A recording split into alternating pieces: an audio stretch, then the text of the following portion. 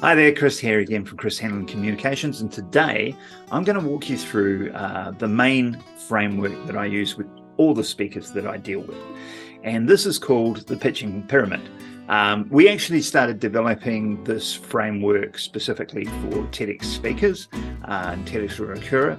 I don't think we really realized we were developing this framework as it was at the time, but those ideas started to formulate and coalesce, and we got most of that framework done before I started working much more with startup founders and that sort of thing, and this is where we're at now.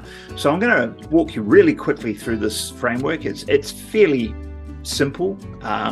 If you need to put together a pitch, I would strongly recommend that you follow this framework. It's not going to cost you anything to do, right? Okay, so let's start with what we're looking at here. This is the pitching pyramid to my right. So as you see, it starts with the foundations here, goes up and gets narrower and narrower as you go up. The key is that you start at the bottom and you make sure you lay that foundation strongly. So the first one is clarity. Now this is really like the ice below the waterline in an iceberg. It's the bulk of what happens, but it's the thing you see the least of when you're actually doing your talk. That's the audience don't really see this, they don't care, and it's easy to forget about it. The reality is, if you don't get these bottom 2-3 levels right, all the rest will crumble. What happens quite often is that you'll get a coach coming in and they'll start with your performance or hook and opening, like attention grabbing stuff, and work on your call to action, that sort of thing. And those things are important, don't get me wrong. But if you haven't got the foundations right first, you're building on shaky ground and it's going to fall over. So this is what I recommend. You start off with clarity. What do I mean by that? Clarity is you want to be very clear in yourself what it is that you want out of this talk. Why are you pitching? Why are you talking? What is it that you're trying to achieve? What action do you want the audience to take? Whether that's investment in terms of pitching, or whether that's a change in behavior, maybe in terms of the sort of TEDx talk style thing. What is it that you want them to do? Next, what is it that is your bigger idea? Where are you going? What are you trying to achieve in a global sense rather than just specifically with this audience? Where does this fit in your business, if it's part of the business? Where does this one presentation or talk fit inside of your business, your project, where you're going? As many different areas that you can probe into and really decide, get clarity about as possible. You really want to have that clarity, because when later on, when you're doing the editorializing for your content, and you have that clarity, it's a lot easier to go, yeah, I'll leave that in or I'll drop that, because you know exactly why you're doing this. And in some cases, or in most cases really, this will change. So you'll do a couple of presentations, things will change. You'll do another presentation. You've got to jump back into that clarity and go, okay, what's changed? Where are we at now? What are our goals now? Because they've changed, right? So first one's clarity. I know it's really simple and I don't want to harp on it, but I can't harp on it too much. The more time you spend on this, the better everything else will be. And it's so easy to go, oh yeah, I know, I'm pretty clear on what I want. I know what I want, and move to the next thing. And that's really where this coach comes in. You need to have a coach that really holds your toes to the fire and makes you go through this stuff and really, no, explain to me more clearly, explain to me more clearly, explain to me more clearly, right? Okay, so once you've got your clarity, the next thing you need to do is understand your audience. And specifically when I say understand your audience, what I'm talking about, or what I recommend you really need to get clear on, is where is my audience right now? I know from my clarity work where I want to take them, but where are they right now? There's a great saying, I think it was Schwartz, copywriter Schwartz, might be wrong, who said what you want to be able to do is enter into the conversation that's already going on in the mind of your prospect or audience, right? Where are they already at? Why is this important? Well, if you have a message to put across, you want to put something across, and you assume that they feel the same way as you and they don't, and you're talking to them at this level and they're at this level, you're missing each other. You're not connecting with them, and they will just discount everything you're saying. You need to meet them at the same level, and then when you move up, you do it in a way that will move them up. Okay, so this is critically important. A couple of things that you want to look at is when you're talking about understanding your audience, you want to say, right, how well do they know the subject that I'm talking about? So if I'm pitching a bioengineering thing, how many of these investors out there know about bioengineering, right? Or how many are just more generalized? So it's really important to have that idea. You don't want to treat everybody as if they don't know anything when you've got a room full of people that actually know what they're talking about, because it can be a little frustrating for them. But if nobody knows anything, you can't just start throwing out jargon and terms like that. So you really need to know where your audience is at. Now, if you're solving a problem or offering a solution, you need to know, and particularly if the people in the room are the people that would use this solution, you need to express what it feels like to have that problem. The more real you can be in expressing the problem that your solution addresses, but the problem beforehand, the more they'll go, oh yeah, I know exactly what he's talking about. He knows what I'm talking about, or she knows what I'm talking about. They must understand me, and they're much more able to meet you at that level and go on the journey with you. So that's really, really important to get an understanding of where your audience is at. It's also really useful to know what competitors you have, and so in a pitching environment, competition isn't necessarily, you should know what your competition is in terms of what you're offering, but also there's other people pitching. So that's competition, even if they're not in your field, right?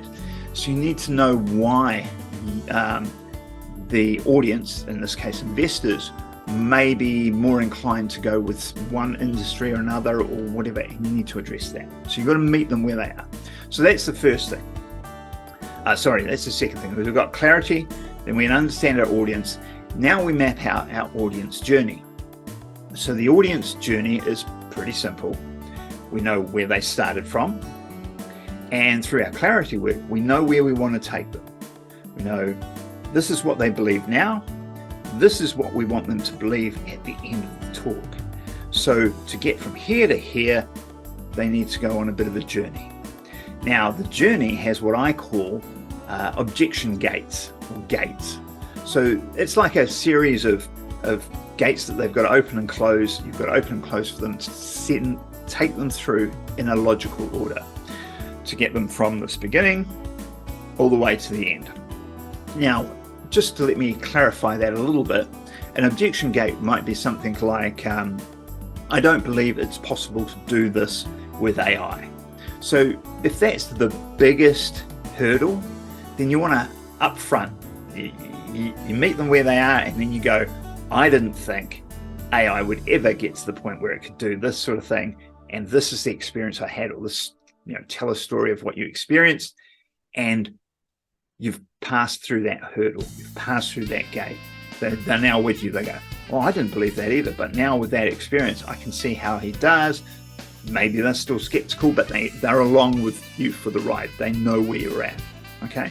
And then the next objection comes up, and the next, and it takes you on that journey from the beginning to the end to finally get to where you want to go.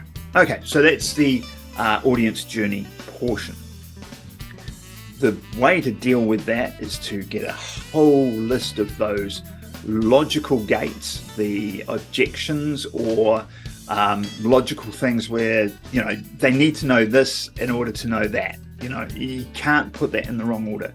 One of the biggest problems I see with a lot of pitches is people will be addressing this, but they're addressing them in the wrong order. So the customer's starting here, we're ending up here, and the person's solving this issue. And that quite often that'll be the price, because price is not an issue until you've covered this area here, right? Price is usually near the end. So if you start talking about price for first up, they are not thinking about that problem right now. They're thinking about this problem here. And so you can talk as much as you want about that, but until you solve the problem they're up against in their mind here, they're not going to move forward. Now, if you talk about price and you do all that and you get that nailed down and you do a couple of other things and then you answer this big question they've got, you can almost hear the room go, oh. But what happens then is they go, well, tell me about that other stuff you're talking about, because now I've moved on. Now I'm here, but I wasn't paying attention before because you weren't answering the question that was in my head. You're answering a different question. So now you feel like you're reiterating what you've already said. So you need to get that audience journey in the right order, logical order. Now, you won't always get 100% right, but you get the big blocks in the right order, you'll be fine. Okay. So once you've got there, the next thing is you're at the sharp end, right? The call to action. You need to have a really good call to action. Again, this leans into everything we've already covered. You won't have a great call to action if you're not really clear about what you want. You're not going to have a great call to action if you don't understand where your audience is at and what their problems are. You're not going to have a clear call to action if you haven't created that audience journey to deliver them at that call to action with the information they need to take action, right? So can you see how this all builds up in this way? So the call to action really, the difference between a pitch and a talk in my mind is a pitch has a strong call to action, a strong and specific call to action. Having said that, I was very, very strong with all of our TEDx speakers. So I've coached over 50 TEDx speakers, I think, over the years, over a decade. All our TEDx speakers, that they should have some sort of call to action. Because if somebody has gone through this talk with you, then they want to have a feeling that they have some control or they have an input or something that they can do. So the call to action in that case is really important. But obviously with a pitch, it's exponentially more important, because if you don't have a clear call to action, they're not going to act. In other words, they're not going to give you investment. They're not going to hook you up with the talent that you're after. They're not going to hook you up with a mentor, whatever it is that you're trying to achieve in the pitch. It could be trying to get into an accelerator. Whatever it is, you've got to be really clear, and then that's got to be put out in your call to action. But your audience journey leads that call to action, so very closely tied in. Now, we've got hook or opening. Now, it might seem a little odd to put the hook and the opening near the end, but in terms of when you're building a structure, it's much better to have the whole of your talk built up. Usually you've got an idea of how you want to open it, but once you've got the whole talk or pitch built up all the way to the end, then you can more effectively fine-tune your opening. That you know what you need to foreshadow, you know what you need to tease them with early on, and you know where it's going to lead. So it's a lot easier to get a very good opening when you've already got the rest of the pitch or the talk organized. Too often I've seen people start with the opening because it's the beginning. That's what you do, right? And to be honest with myself, I've had ideas for a talk and I've had an inspirational opening, I had an insight and go, oh, that'd be a great opening. And that's fine. Drop that down, keep it there. I just don't spend any time on it until I've done everything else. Then I come back to that opening and go, right, had that idea, will it work with what I've built, and how can I fine tune it to really make impact? The hook or the opening is incredibly important, particularly if you're pitching to investors who are seeing loads and loads of different pitches, because they're seeing loads of pitches, right? How are you going to stand out? You need to grab their attention and make them think, I need to hear this. All right, so that's our hook or opening. Now, performance. Again, people talk about the performance as being like the first thing a coach will get into. Personally, I come at things from much more of a structure, information, communication point of view. So I go through this whole process before we get to performance. If you've got your information structured at this point, you don't have to be the world's best performer on screen or on stage, right? You don't have to be the best. It does help when you're good though, right? And you can absolutely get better. It's not a born skill, it's something that you learn, and you can learn through practice, and definitely coaching helps from whoever you're getting coaching from, can help. So you want to be able to speak clearly, concisely. You don't want to be waffling, and a lot of that has already been done through the previous steps of the pyramid. Now, one of the things I talk about a lot with our TEDx speakers was, we get them to memorize word for word the entire 15 to 18 minute talk, right? Now, the first argument I get, first objection I get from every speaker is, no, I sound wooden when I have memorized things. Not if you've memorized them properly. If you memorize them poorly, yeah, you sound wooden, because what you're doing, what most people are doing, is they are looking not at the audience, they're looking at the screen of their mind, and they're reading what they had written. So they've like photographically memorized their talk and they're reading it. You may as well just read it. It's a dumb way to do it. Speaking is a physical act. I have a process we call AO, oral practice, which is all about the speaking, intonation, sound, and listening, and you learn it that way rather than learn it by writing. Now, absolutely, when we first start structuring our talk and all the rest of that, we're writing it down. But when we get into the performance sphere, that's where I get people to, screw up your thing, throw it away. I don't want you reading. I don't want you reading things. I want you to be speaking it, and I want you to be hearing it. And we do a lot of recording and listening, which nobody likes. Nobody likes it. I don't like that. Nobody likes it. It is effective. It makes all the difference in the world. And you need somebody, again, to hold your toes to the fire to make sure you do this so that you give the absolute best pitch or talk that you're going to give. Now, honestly, if the talk you're going to give is not that important, don't spend that much time on it. But if you're pitching for a significant amount of money to get your business funded to get it going forward, then it's worth it, right? I mean, you tell me, it's your business, you decide if it's worth it, but there's hard work involved with that. And then finally, at the top, the tippy top there, we've got Q&A. Now, Q&A is not something, obviously, I dealt with TEDx speakers. We didn't generally do Q&A.